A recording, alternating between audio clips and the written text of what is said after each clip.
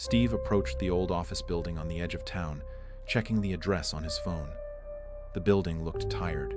Peeling paint, worn walls, and faded posters stuck haphazardly along the corridor. He took a deep breath and pushed open the creaking door. A long hallway stretched ahead, mostly empty except for scattered notices and a few active offices.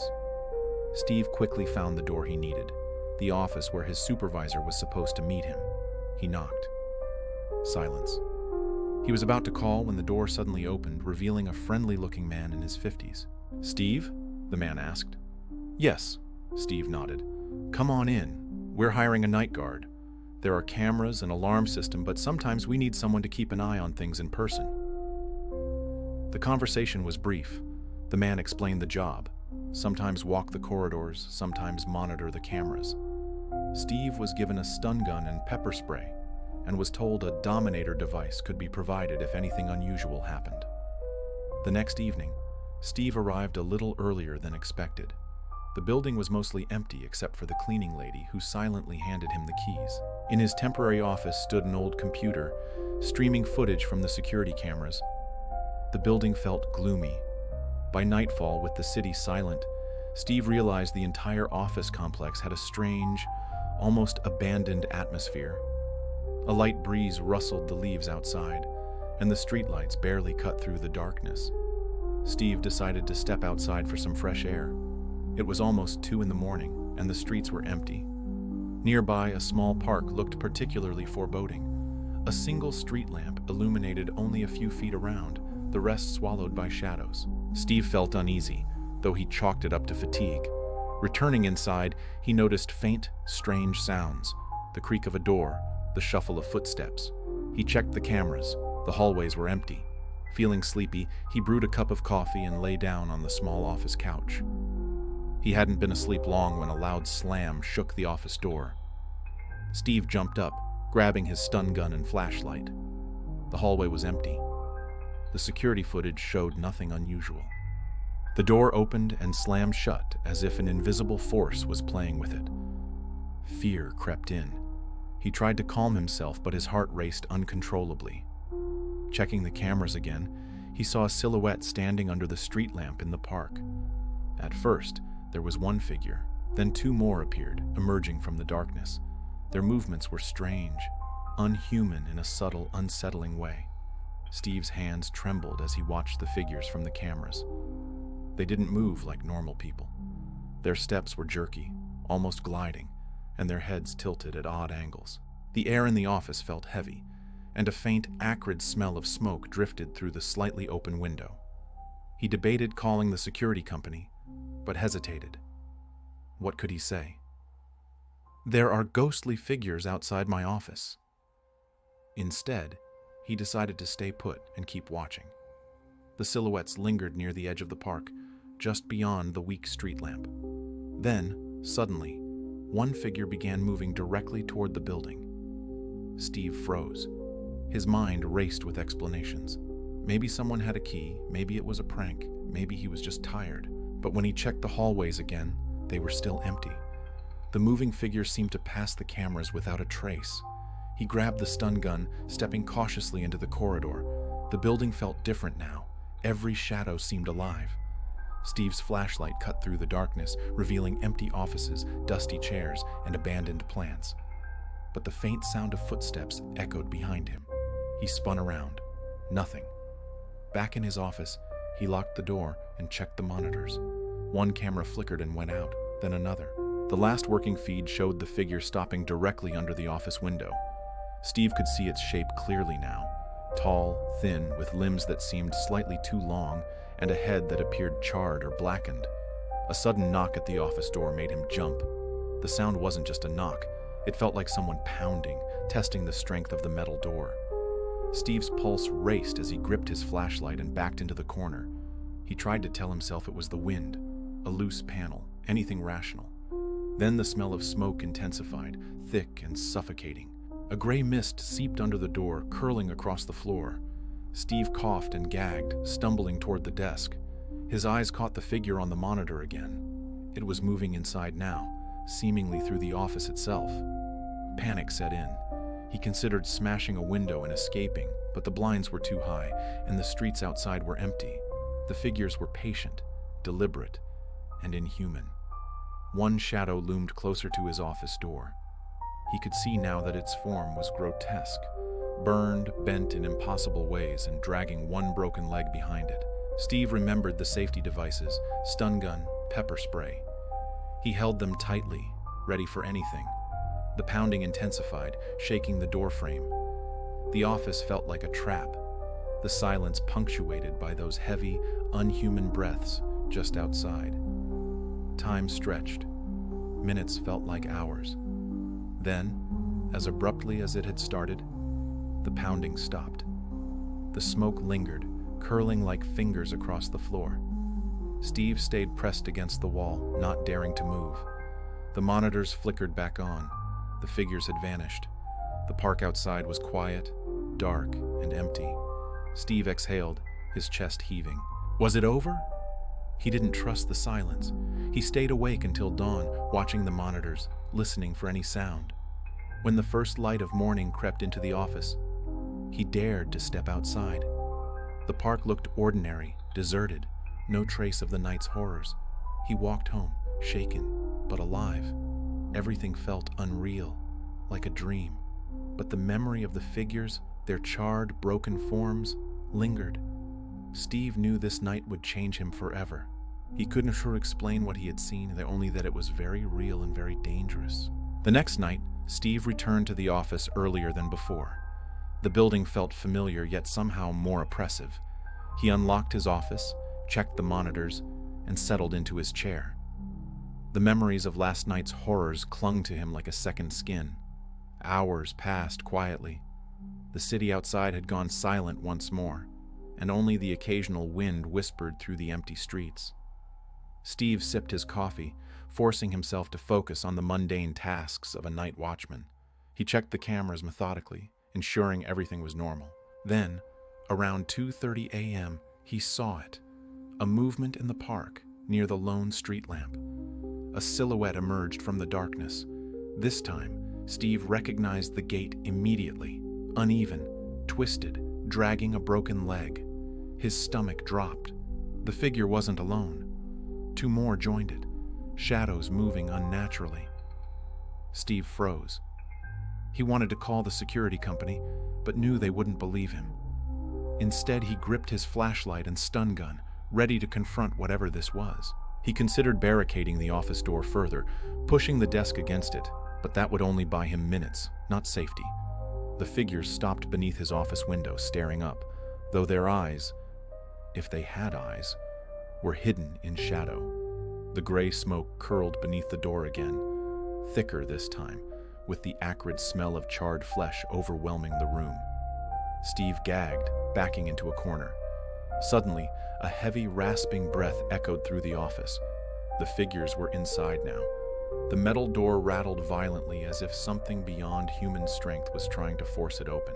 Steve fired the stun gun, sparks flying. The figures recoiled slightly but didn't retreat. Steve remembered the fire alarm system.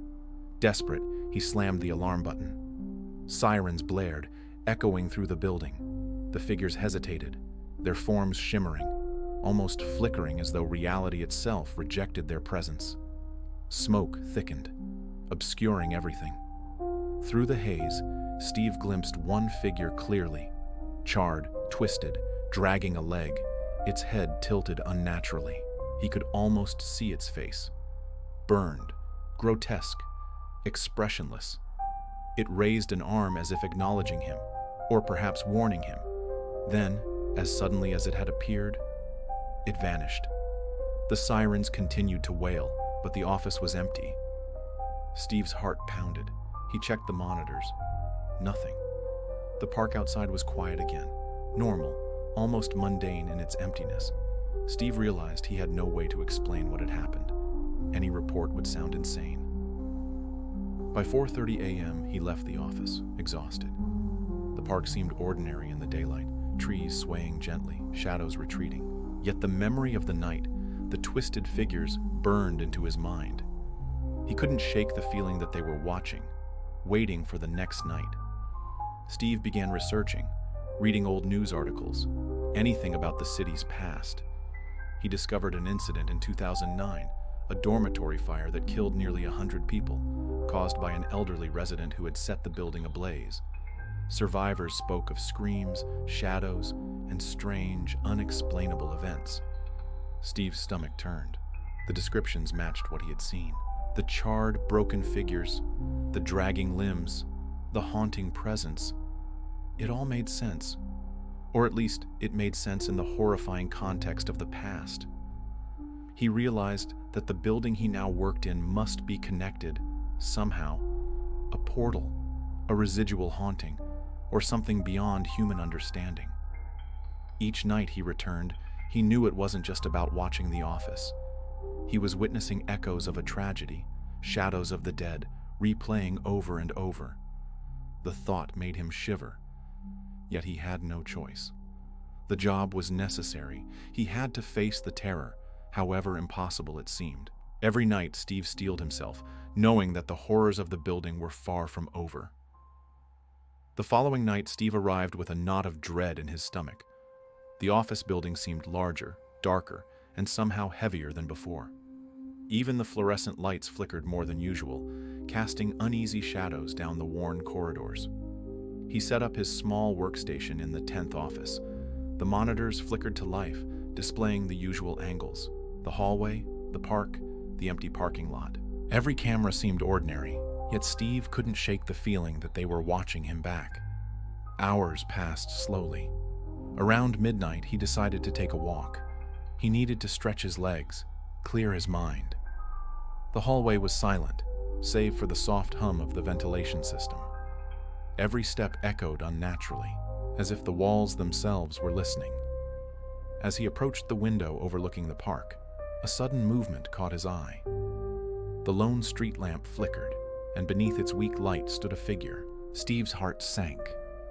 The twisted silhouette with the broken leg was back, standing unnaturally still. This time the figure moved differently. It didn't merely approach. It glided, skipping slightly, its movements erratic and jerky, yet purposeful. Steve backed away slowly, keeping his eyes locked on the figure. He realized he couldn't stay near the window. It was too exposed. Returning to his office, he checked the monitors. 3 figures now appeared in the park, circling the street lamp like predators. Their forms were distorted, and one of them, the charred figure, seemed to glance directly at him through the screen. Steve's hands shook. He gripped his flashlight tightly, every instinct screaming danger. Suddenly, the office door creaked. Steve froze. The metal handle rattled violently. He backed against the wall, heart hammering. The figures outside moved closer, their shadows stretching toward the building. The smoke began to seep again under the door, thick and suffocating. Steve's mind raced. He could barricade the door, call the security company, or try to escape through the fire exit. None seemed safe. The building itself felt alive, watching, responding to his every move. Then he noticed something, a faint glow from the monitors. One of the cameras had captured a new angle, the hallway behind his office. And there it was. Another figure, smaller, hunched, moving with the same twisted gait as the others. Steve realized the horrors weren't confined to the park. They were inside. Desperate, he grabbed his stun gun and flashlight. Every shadow seemed to twist into shapes, every sound amplified. His mind screamed at him to run, yet his legs felt heavy, as if the building itself resisted him. A sudden crash echoed from the hallway. Something slammed against a wall, and then silence. Steve's chest heaved. He called out, but only the echo of his own voice replied. He had no choice. He had to face whatever was lurking inside.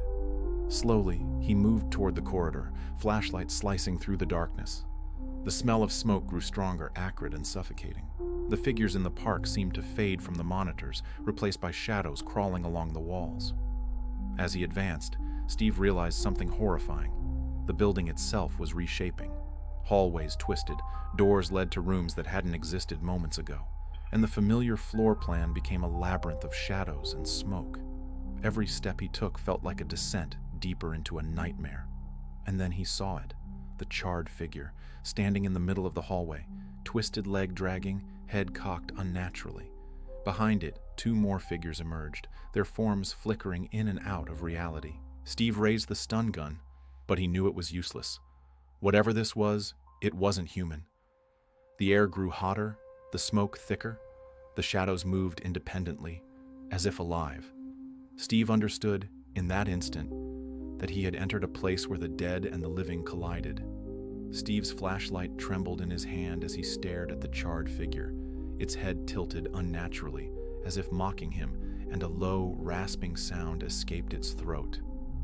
Not quite a voice, not quite a growl. The hallway stretched endlessly, shadows crawling along the walls like living things. He tried to back away, but the floor beneath him seemed to shift, subtly tilting, guiding him toward the figures. Panic surged through him, but he forced himself to think. He needed an exit, any exit. The fire alarm might be his only chance. Suddenly, the smaller, hunched figure darted from the shadows, blocking his path. Steve fired the stun gun, the crackling electricity illuminating the hallway for a brief instant. The figure shrieked, an unearthly, bone-chilling sound, and retreated slightly, giving him a narrow window to run. He bolted down the corridor, heart hammering, ears ringing with the echo of his own steps. Doors that had always been locked now swung open, revealing empty offices, abandoned supplies, and the occasional flicker of shadow moving just beyond the walls. The building itself seemed to pulse, alive with a malicious intent. Reaching the main entrance, Steve tried the handle, locked. The metal felt impossibly heavy in his hands. Outside, the park was dark, but he could hear whispers, faint, almost human, carried on the wind. The street lamp flickered, and then he saw them. 3 figures, moving slowly toward the building, their shapes grotesque, almost skeletal, the charred one leading them. Steve's mind raced. He remembered the fire extinguisher mounted nearby. Grabbing it, he swung it at the door, shattering the lock. Sparks flew, smoke billowed in from outside, thick and choking. He stumbled into the cold night air, lungs burning, adrenaline surging. He didn't stop running until the building was far behind him. The street was empty, eerily silent except for the distant hum of a passing car. He turned, heart still racing, expecting to see flames or shadowy figures. But the building stood intact, eerily ordinary. No signs of fire, no broken windows, nothing. Steve sank to the sidewalk, shaking, trying to catch his breath. He reached for his phone, calling the security company, then his boss, then the local authorities. Each call seemed to echo in the night, unanswered. The reality of what he had witnessed felt surreal, like a half-remembered nightmare. The next day, he returned cautiously. The building was as mundane as ever. The office, the park, even the street lamp. Normal. Yet Steve knew what he had seen. The charred figure, the shadows, the shifting hallways. They had been real, or at least, real to him.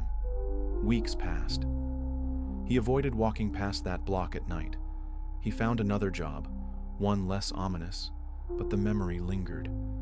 Sometimes, late at night, he would see the faint glow of a street lamp and swear he could make out the twisted silhouette of the charred figure, standing silently, watching.